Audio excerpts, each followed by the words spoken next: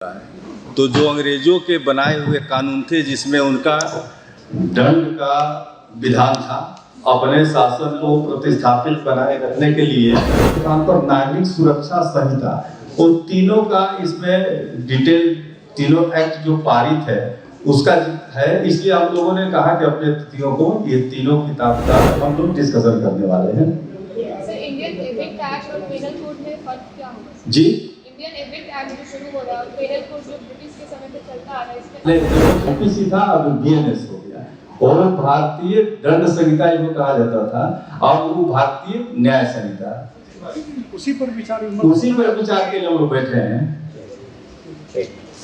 Panorama group, जो सोचता है वो करता है। सर, आज के कार्यक्रम के बारे में बताइए। आप सबको जानकारी होगा कि 1 जुलाई 2024 को भारतीय संसद के द्वारा पारित जो नए कानून है, दंड प्रक्रिया से संबंधित तीनों कानून, वो पारित हो चुका है और 1 जुलाई से लागू हो चुका है।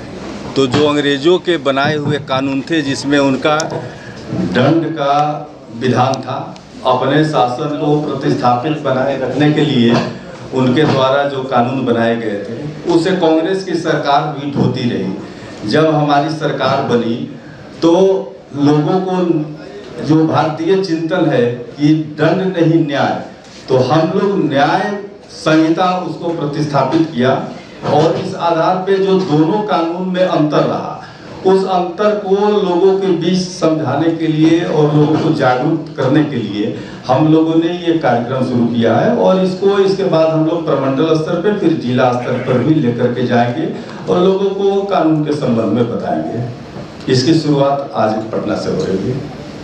आपने आज एक किताब दिया, उस किताब के बारे में थोड़ा बताइए। ये किताब में तीनों जो है, भारतीय न्याय संहिता, भारतीय साक्ष्य अधिनियम और जो दंड प्रक्रिया संहिता पहले था उसके स्थान पर नागरिक सुरक्षा संहिता, वो तीनों का इसमें डिटेल तीनों एक्ट जो पारित है उसका है। इसलिए हम लोगों ने कहा कि अपने अतिथियों को ये तीनों किताब का जो एक में ही कंपाइल करके दिया हुआ है, इसका हम लोगों ने भेंट किया। ये मैनुअल है और इसमें तीनों एक्ट का बेयर एक्ट है। दंड संहिता और न्याय संहिता में अंतर क्या है? यही तो बताने के लिए सेमिनार हम लोग आयोजित कर रहे हैं। उनका विधान था दंड देना, हमारा विधान है न्याय देना।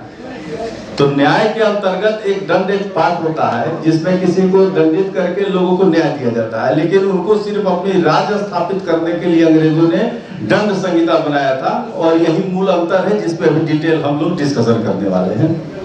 इंडियन एविक्ट एक्ट और पेनल कोड में फर्क क्या होगा? जी, इंडियन एविक्ट एक्ट जो शुरू हो रहा है और पेनल कोड जो ब्रिटिश के समय से चलता आ रहा है, इसमें नहीं, दोनों चीज में अंतर है। आप इंडियन एविडेंस भारतीय साक्ष्य अधिनियम है, वो भारतीय साक्ष्य अधिनियम के रूप में है, वो है इंडियन पेनल एक्ट भारतीय, और उसको आ गया भारतीय न्याय संहिता बीएनएस। वो आईपीसी था, अब बीएनएस हो गया और भारतीय दंड संहिता इसको कहा जाता था, अब वो भारतीय न्याय संहिता। उसी पर विचार के लिए हम लोग बैठे हैं।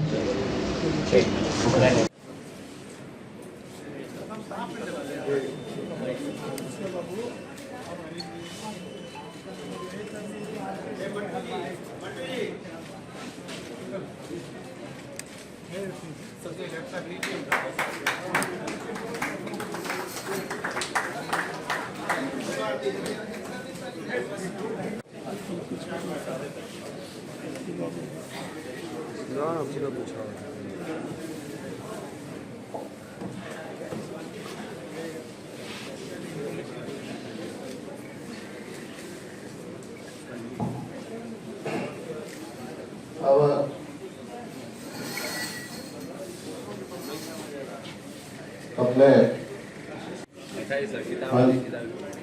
विधान पार्षद अनिल शर्मा जी,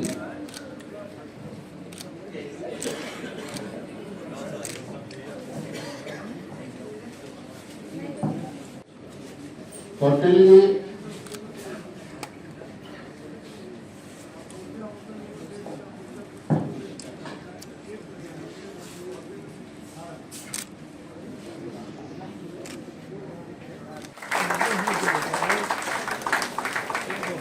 संतोष जी तैयार है। कहाँ संतोष कुमार?